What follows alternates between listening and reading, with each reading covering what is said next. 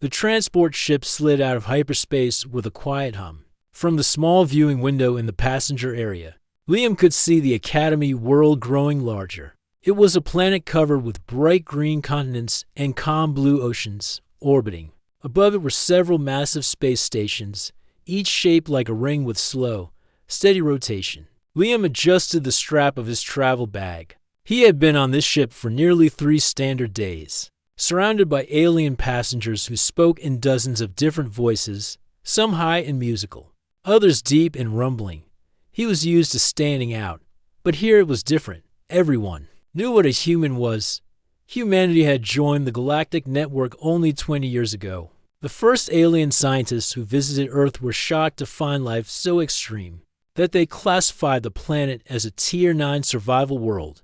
The report they published spread fast. In it, they wrote about venomous animals, unpredictable weather, aggressive predators, and resilient humans who thrived in such danger.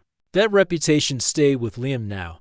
When the ship landed on the Academy's main spaceport, Liam followed the line of passengers into the arrival hall. The structure was huge, with tall arches and glowing signs in many strips. Robots moved between the travelers, scanning IDs and directing them to the right exits. Liam's turn came. A tall, 4-armed alien wearing a silver uniform looked at his ID and blinked in surprise. The alien's voice was deep and slow. "Human first year. You will go to Hall C. Orientation begins in 30 minutes. Liam thanked him and walked on. As he moved through the crowd, he felt eyes on him. Some aliens stared openly. Others whispered in their own languages. It was not hostile, just curious. But there was a tension, like they were watching a wild animal from a safe distance. Outside, shuttle buses floated quietly above a smooth track, waiting to carry students to the main campus. Liam stepped into one and found a seat near the window. Across from him sat a group of 3 aliens. They were slender, with pale green skin and long necks. They spoke softly among themselves while glancing at Liam. One of them leaned closer to the others, and though they spoke in their own tongue, Liam could guess what they were saying. He decided to break the silence. "First year too?" he asked, with a friendly smile. The closest alien blinked its wide yellow eyes. "Yes. This is our first time away from homeworld." "You are human." "Yeah," Liam said. "From Australia. Part of Earth." The aliens exchanged looks. One of them tilted its head. "Your planet is very dangerous." "Yes," Liam shrugged. "It has a few tricky parts. You get used to it." They stared at him, not sure how to respond. The bus began moving, and they turned back to their quiet conversation. Liam rested his head against the window, watching the city pass by. The Academy city was built with elegance and variety. Tall spires of glass reflected the sunlight, while wide plazas bustled with beings from across the galaxy. Gardens filled with plants of every color lined the streets. The shuttle passed over bridges that connected buildings shaped like seashells, towers, and smooth domes. Finally, the shuttle stopped in front of the orientation hall. Liam stepped out and joined the flow of students entering the building. Inside, the air smelled faintly of flowers. Rows of seats curved around a wide stage where a tall, bird-like alien stood, its feathers shimmering blue and silver. The alien raised its voice, which carried a rich tone. "Welcome, students, to the Galactic Academy. Here, you will learn not only science, history, and technology, but also the ways of cooperation among species. This is a place of respect and peace." Liam listened as the speaker explained the Academy's rules, schedules, and support systems. He noticed the way some aliens kept glancing toward him whenever the word cooperation came up. It was clear they had their own ideas about humans and their place here. After the speech, students were divided into smaller groups for introductions. Liam's group included 10 students from various worlds. Around for an alien named Orvo took charge of the introductions. "I'm Orvo from Pelin 4. My planet has warm seas and floating cities. I enjoy building small machines. One by one, they spoke. Velra, a tall reptilian alien with emerald scales, came from a desert world. 2 insectoid twins from a hive colony explained they were here to study medicine. Each story was unique. When it was Liam's turn, he stood and spoke simply. I'm Liam, from Earth. I come from a country called Australia. I like hiking, swimming, and working with animals. I'm here to study environmental science. Velra tilted her head. Your animals are dangerous. Yes? Liam gave a small smile. Some are. You just have to respect them and know how to stay safe. The group exchanged glances. Orville laughed nervously and moved to the next student. But the tension did not fade. Later, after the introductions, Liam was given a tour of the campus. The guide, a cheerful robot, led the group past classrooms, research labs, and wide green spaces for recreation. At one point, they passed a large pond with strange water creatures. Swimming near the surface, the robot explained these were harmless. And part of the Academy's ecology studies, some students stepped back from the water's edge. But Liam knelt down to get a closer look. One of the fish-like creatures opened its mouth to reveal sharp teeth. Liam didn't flinch, only watched with interest. This drew more glances from his classmates. When the tour ended, Liam found his dormitory. The room was simple but clean, with a bed, desk, and a wall screen for communication. Outside his window, he could see the Academy's central plaza, where students of every shape and color walked together. He unpacked slowly, placing a few small items from home on the desk, a photograph of his family, a smooth stone from a beach near his hometown, a small wooden carving of a kangaroo. These little pieces of earth made the room feel warmer. As the sun of this world began to set, the sky turned a soft gold. Liam sat by the window, thinking about the day, the whispers, the stares, the way everyone seemed both curious and nervous. He understood why. To them, humans were a mystery, not just intelligent beings, but survivors from a place where danger was part of everyday life. Liam smiled to himself. He had not come here to scare anyone. He had come to learn, to share, and to show that humans could be more than their reputation. But he also knew that the first impression he made would matter. And tomorrow, classes would begin. Far across the plaza, Velra and a few other students stood together, talking quietly and glancing toward his dorm window. They had heard the stories about humans. Tomorrow, they would see for themselves what was true. And so, on his very first night at the Galactic Academy, Liam became the subject of quiet curiosity across the campus. Some students wondered if he was as dangerous as the reports claimed. Others simply wanted to know if the tales of Earth's strange creatures were real. The night air grew cooler, and lights across the city began to glow. Liam leaned back in his chair, ready for the challenges ahead. Whatever came next, he would face it just as he had always faced the wild places of his home, calm, steady, and prepared. The next morning, the Academy's main lecture hall buzzed with noise. Students from dozens of worlds filled the seats, talking in a mix of languages. Some spoke in clicks, others in whistles, and a few in tones that sounded almost like music. Holographic banners floated above the stage, displaying the words Introduction to Interstellar Biology. Liam walked in, carrying a small notebook and a stylus. He spotted a few familiar faces from yesterday's orientation, including Velra, who was seated near the middle. The reptilian student gave him a cautious nod. He found a seat to Rose behind her. The desk in front of him had a small screen built in, which glowed softly as it connected to the lecture's materials around him. He noticed more glances in his direction. It was becoming clear that word about the human had already spread. The lecture began when Professor Etri entered. The professor was tall and thin, with smooth silver skin and long, graceful arms.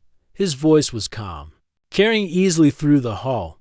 Welcome to your first class, he began. In this course, we will study the many forms of life that exist across our galaxy. We will compare the environments they evolved in and the adaptations they developed to survive. Liam listened closely as the professor described how certain worlds produced gentle herbivores while others produced fierce predators. Holograms of animals appeared in the air, spinning slowly so that students could see their features. After about 20 minutes, Professor Etri paused and looked around the room. Before we go further, I want each of you to share something about your homeworld's most dangerous life form. This will help us understand the survival challenges different species face. The first student to speak was a small, fur-covered alien from a low-gravity moon. On my home, the most dangerous creature is the rock striker bird. It drops sharp stones from the air to crack open shells. Sometimes, the stones hit people. Another student from a world covered in deep oceans described a massive eel with a powerful electric shock. A desert world student explained how sand lizards could spit a burning chemical to protect themselves. Each story drew interested murmurs. When it was Velra's turn, she stood proudly. On my planet, there is the razorback worm. It hides under the sand and uses a row of sharp spines to pierce its prey. Even our strongest hunters avoid it. Professor Etri nodded. A remarkable adaptation. And now, our human student, Liam, please share. Dozens of eyes turned toward him. Liam stood up slowly, feeling the weight of their attention. Well, he began. Australia has quite a few dangerous animals. I guess one of the more common ones is the eastern brown snake. It's small and thin, but it's one of the most venomous snakes in the world. Several students shifted uncomfortably. The insectoid twins in the front row clicked their mandibles and uneased. Liam continued. One time, when I was a kid, I stepped on one while I was walking barefoot in my backyard. I didn't even see it until I felt something move under my foot. It struck, but it only grazed my skin. I knew I had to stay calm, so I just walked to the shed, got my dad, and we drove to the clinic. The room went silent. Professor Etri's silver skin seemed to pale slightly. You stepped on it? Velra asked, her voice almost a whisper. Yeah, Liam said. It happens sometimes. You just have to know how to move slowly so you don't make it panic more than it already is. The doctors gave me an anti-venom shot, and I was fine. A low murmur rippled through the class. A furry student from the back raised a hand. Why were you walking without protective boots if such creatures live around your home? Liam tilted his head. It was a hot day. Boots get uncomfortable in the summer. Most of the time. Snakes don't bother you if you leave them alone. The murmurs grew louder. Several students were clearly disturbed. To them, the idea of living somewhere where deadly creatures could appear in your backyard was already unthinkable. But the thought of facing one without full protective gear was beyond belief. Professor Etri cleared his throat. Thank you, Liam. That is certainly an example of high-risk adaptation. Please sit. Liam sat back down, a faint smile on his face. He wasn't trying to scare anyone, but the looks he got told him that his story had done exactly that.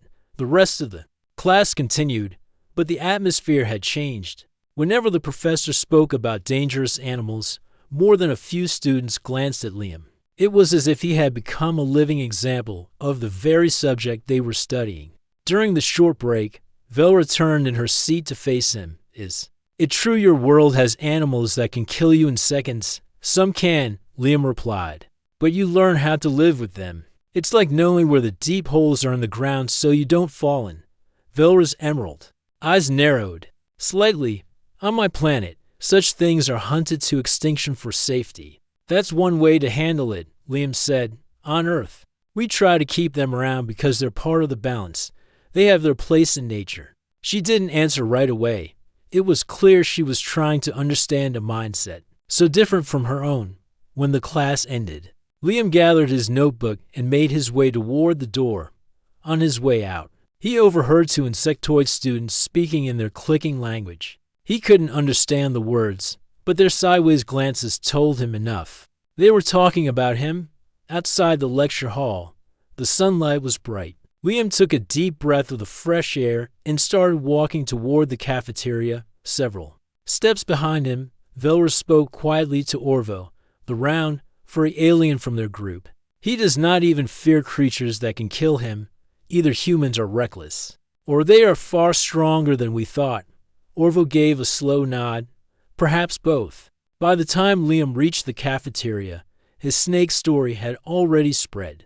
Two other students, whispers followed him as he collected a tray of food.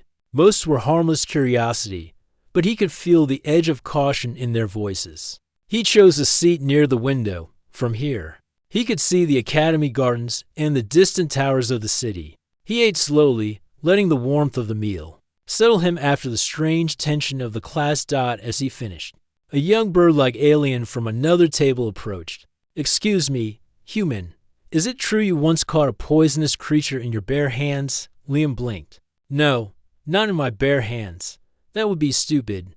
I've picked up spiders with a stick before." Though, the bird-like alien stared for a long moment, then walked back to its table without another word. Liam leaned back, half amused. He could see the pattern forming already every time he told a normal story from home. It sounded like a survival legend to the aliens here. He wondered how long it would take before someone asked him if all humans were like this. One thing was certain: he had made an impression, even if it wasn't exactly the one he planned. The following week, Liam's biology class moved from the lecture hall to the research laboratories. The academy's biology wing was a long, bright building with high ceilings and walls lined with transparent enclosures. Inside them, creatures from many different worlds lived in carefully controlled environments. Professor Etri met the students at the entrance. His silver skin reflected the soft light above. "Today," he said, "we will be studying small but significant examples of alien fauna. You will observe their behavior, note their adaptations, and understand their ecological roles. However, some of these creatures are dangerous, so remain behind the protective barriers at all times." The group followed him into Lab 2, a wide room with long workbenches. At each station was a containment unit, a glass cube with a secure lock. Inside each unit was a different species. Liam joined Velra, Orvo, and the insectoid twins at one station. Their containment unit held a small, shiny insect with a deep green body and red wings folded neatly along its back. It moved slowly, its legs clicking against the glass floor of the cube. Professor Etri explained, "This is a Vretan needlefly, harmless when resting, but when threatened, it can extend a stinger capable of delivering venom that causes paralysis. In its native environment, it is a minor hazard to larger animals, but to unprotected humanoids, it can be dangerous." Velra's eyes narrowed as she watched the insect. "Why keep something so small and dangerous here?" "To study how life adapts to survive," the professor replied.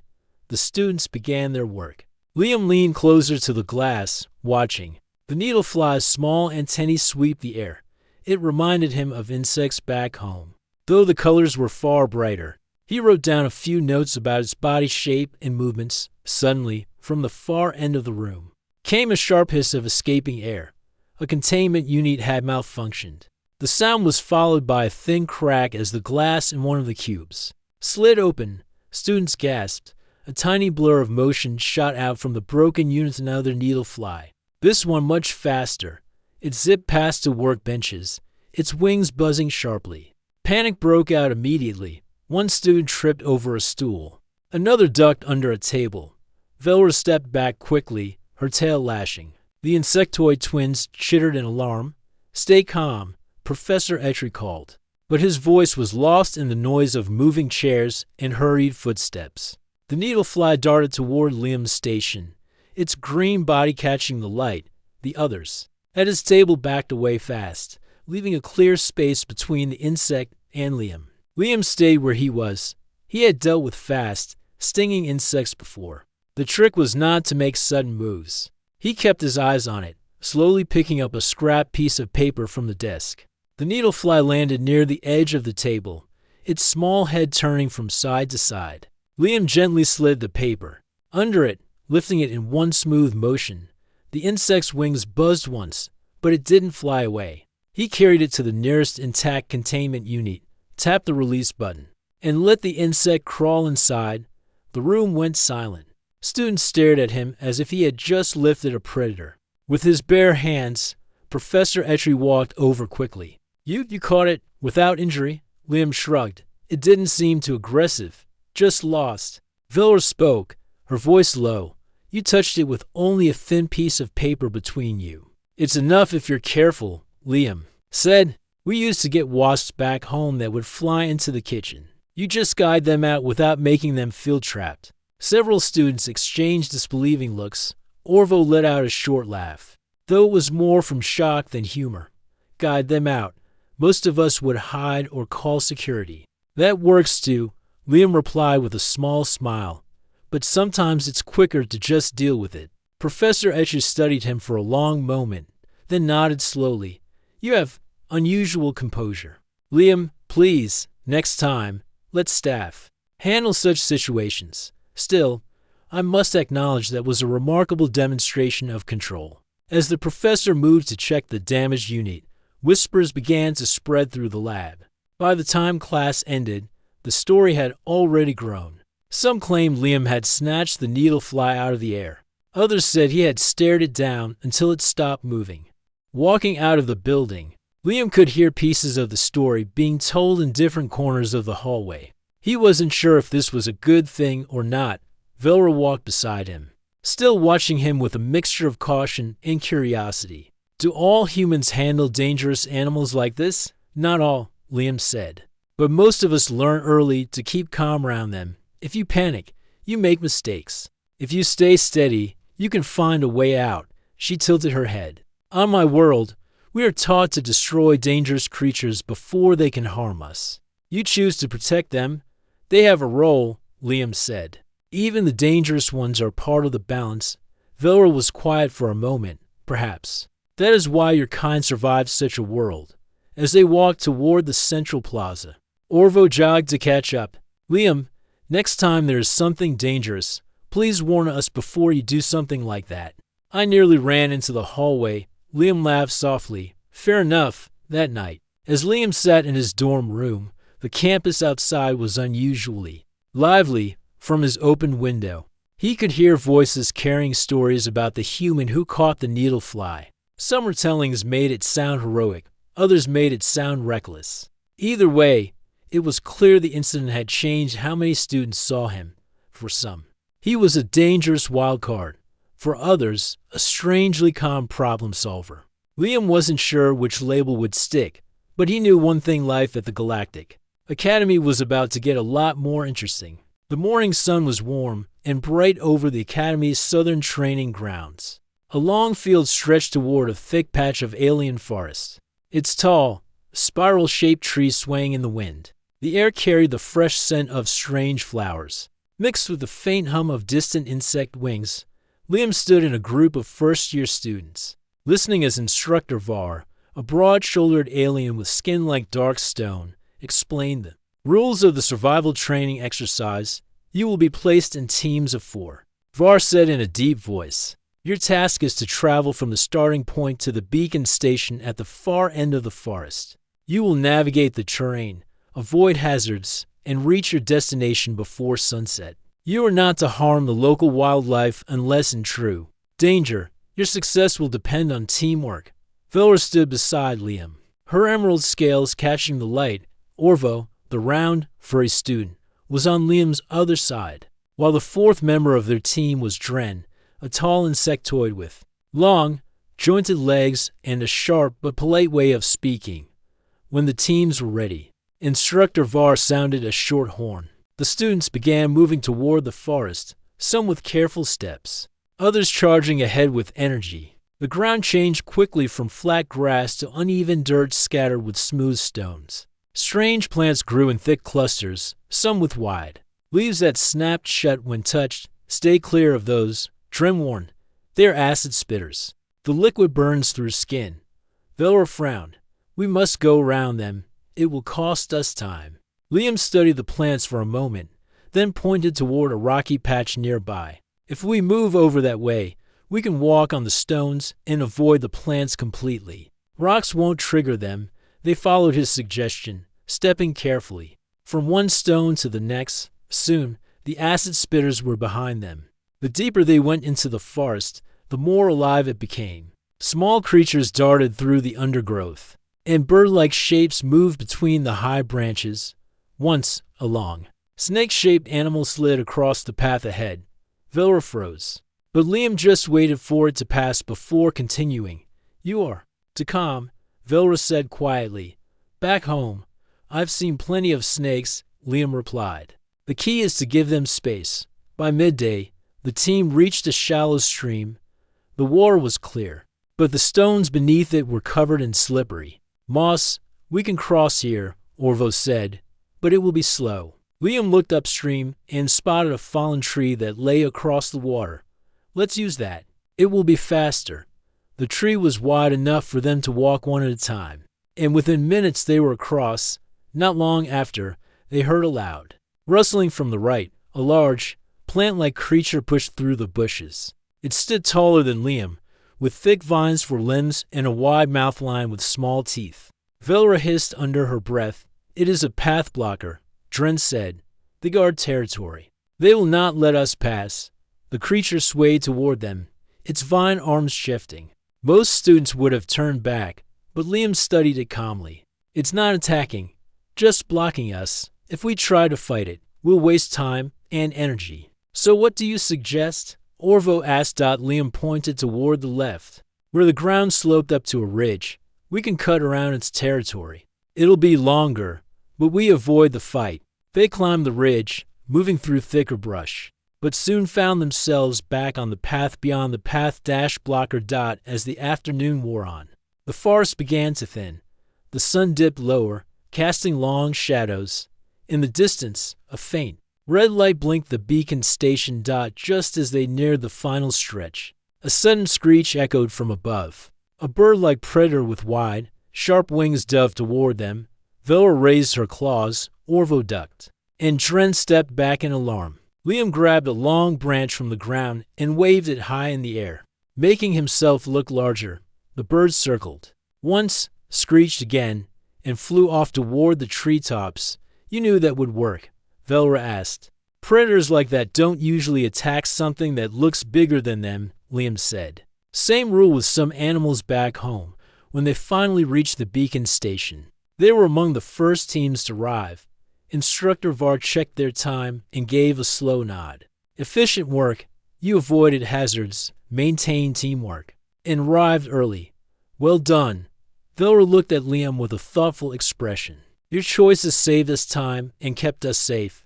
Perhaps humans are not only tough, but also clever." "Clever helps," Liam said with a smile.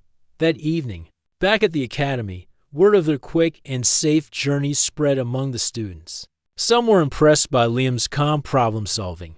Others wondered how many more strange tricks he had learned from living on a world like Earth. One thing was certain: every challenge seemed to make the mystery of the Australian Deathworlder grow larger in their minds. The next morning, Daniel woke early. He knew this day was important. The Interworld Exchange Council had decided that the best way to understand each other was through a trial of abilities. It was not a fight to the death, but it was still dangerous.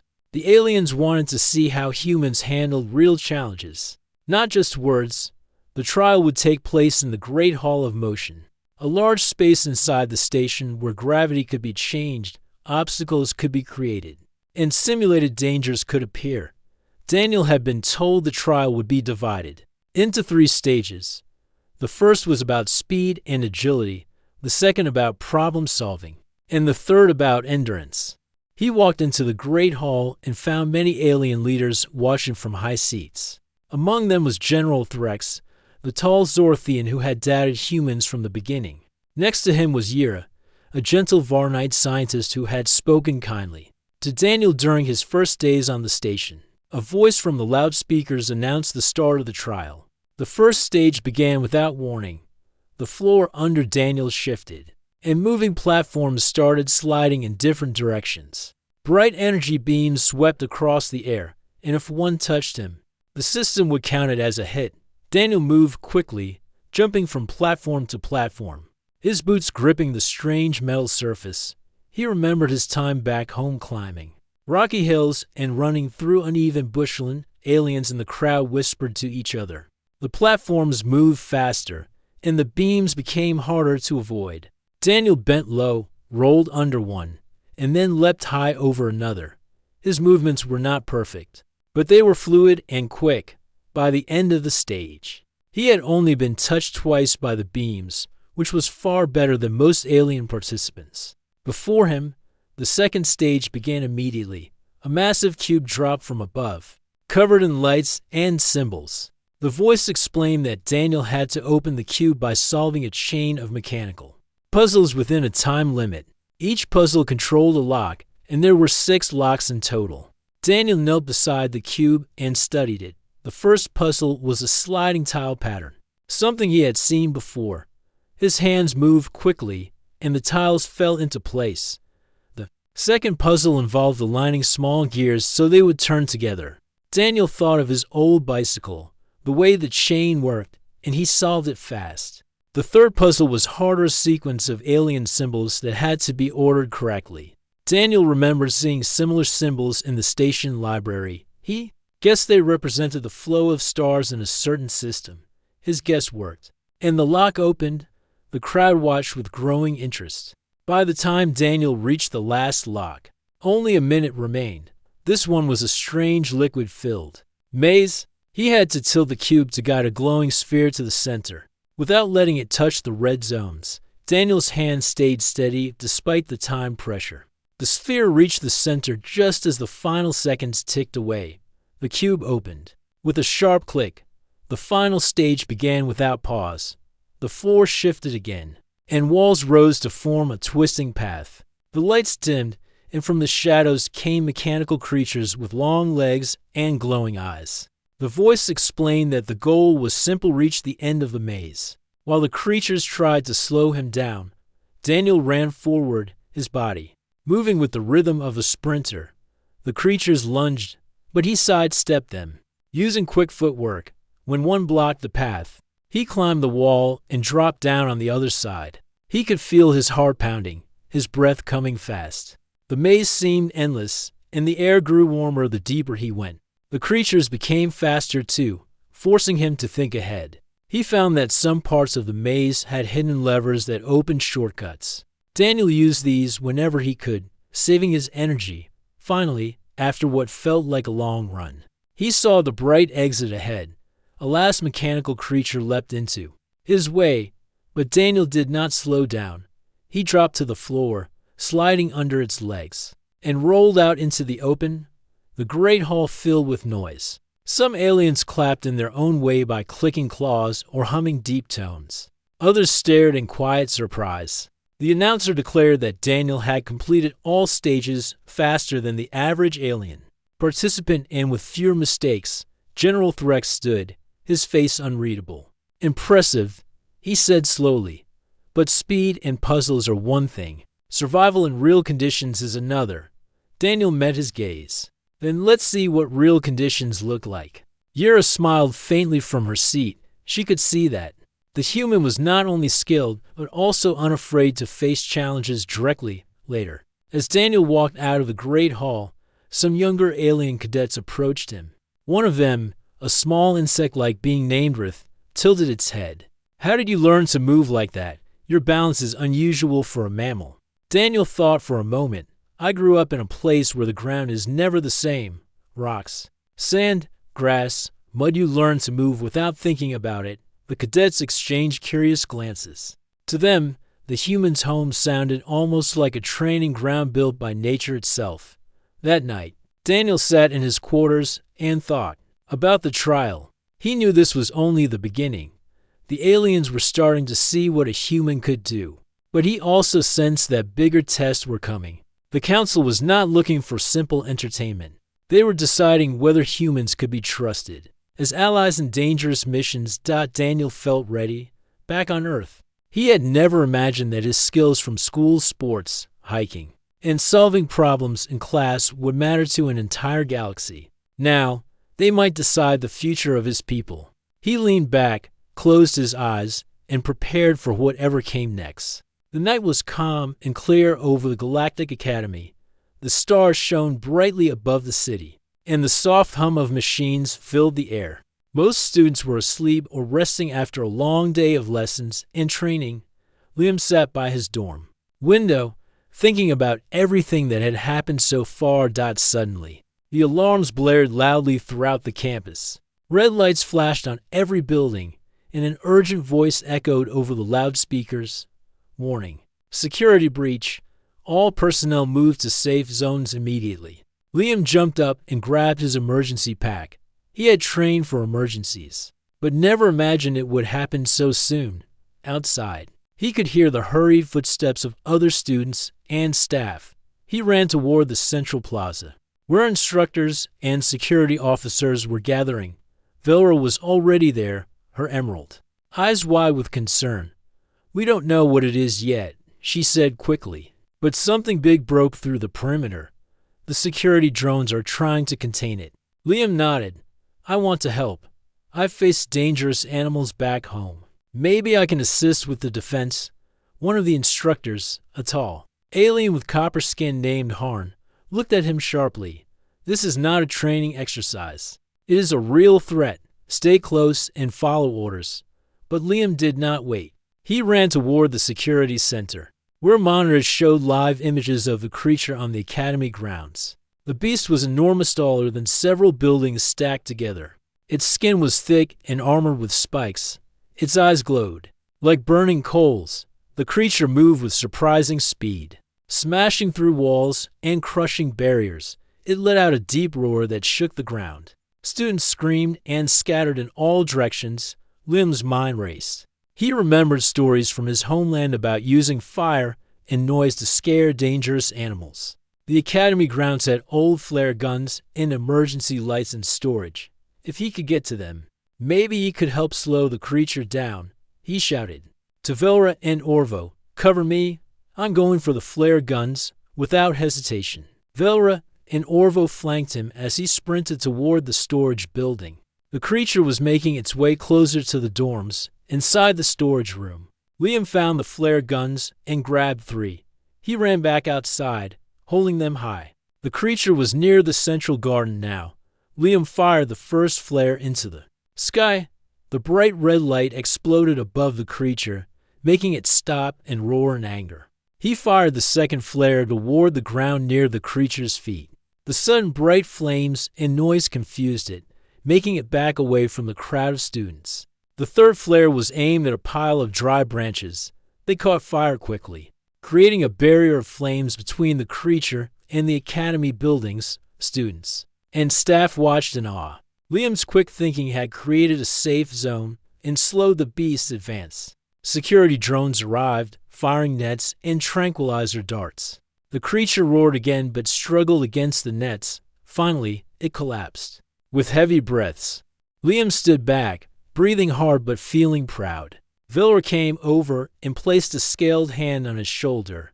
"You saved many lives tonight," she said quietly. "Your courage and calm thinking are remarkable." Liam smiled. "I just did what I could. On Earth, sometimes you have to face danger head-on." The academy leaders quickly organized teams to study the creature and improve security. Liam was invited to join a group of experts who wanted to learn more about human survival skills. That night, as the alarms died down and the city settled, stories spread of the human who faced the monster. Liam's reputation as a Deathworlder grew stronger. He knew there would be more challenges ahead, but for now, he felt respected not just as a student, but as a protector of the academy. The morning sun bathed the Galactic Academy in soft light. The city was still calm after the night's chaos. Liam woke early, feeling the weight of what had happened. The attack had tested everyone, but it had also changed things. As he walked toward the central plaza, he noticed more students greeting him with smiles or nods of respect. The whispers from before were now words of admiration. The story of how he had faced the monster had spread quickly. Velra waited near the entrance to the main hall. She stepped forward as Liam approached. "You saved many lives. Your actions showed us the strength and courage humans have." Liam smiled. "Thank you. I didn't do it for praise. I just wanted to help." Orvo joined them, his round face bright. "We were wrong to doubt you. You have earned your place here." Liam felt warmth in their words. For the first time, he felt he truly belonged among these diverse beings. That day, the academy held a special assembly. Leaders and students gathered in the great hall to honor those who helped during the attack. Liam was called to the front. Professor Edry spoke first. "Today, we witnessed bravery and quick thinking that saved countless lives. Liam, your calm under pressure and knowledge of survival have proven invaluable." Liam stood tall as a glowing Medal was placed around his neck. It symbolized honor, friendship, and trust. After the ceremony, students crowded around Liam, asking questions about Earth and his experiences. Some wanted to learn how humans train to face danger. Others simply wanted to know more about the strange world that made a Deathworlder like him. Velra leaned close. "Would you help teach us? Your ways could strengthen all of us." Liam nodded. "I would be glad to share what I know." Over the next weeks, Liam worked with teams of students and instructors. He taught skills like staying calm under stress, recognizing signs of danger, and moving safely through wild areas. Many found his lessons practical and eye-opening. He also learned from others how they use technology and teamwork in ways humans rarely needed. Together, they created a blend of knowledge that was stronger than any one culture. One afternoon, Liam and Velra sat in the academy gardens. Around them, flowers glowed softly in the fading light. "I was wrong about humans," Velra said thoughtfully. "You do not just survive your world, you thrive in it. Your strength is not only in your body, but in your mind." Liam smiled. "That's what Earth taught me. Danger is part of life, but so is respect for it." Velra reached out and touched his arm gently. "I am glad you are here." Liam looked at the diverse students passing by, the insectoids, the bird-like creatures, the furry beings, and many others. They were no longer just classmates. They were friends, allies, and a new family. The Galactic Academy had always been a place of learning, but now it was also a place of unity. And Liam, the Australian Deathworlder student, had become a symbol of hope and strength for all. As the stars began to appear in the sky, Liam felt a deep sense of peace. He had faced dangers from two worlds, the wilds of Earth and the unknown challenges of the galaxy. And he had come through stronger. Tomorrow would bring new lessons and new adventures. But tonight, he could rest knowing that he had earned respect, friendship, and a place in the great story of the stars.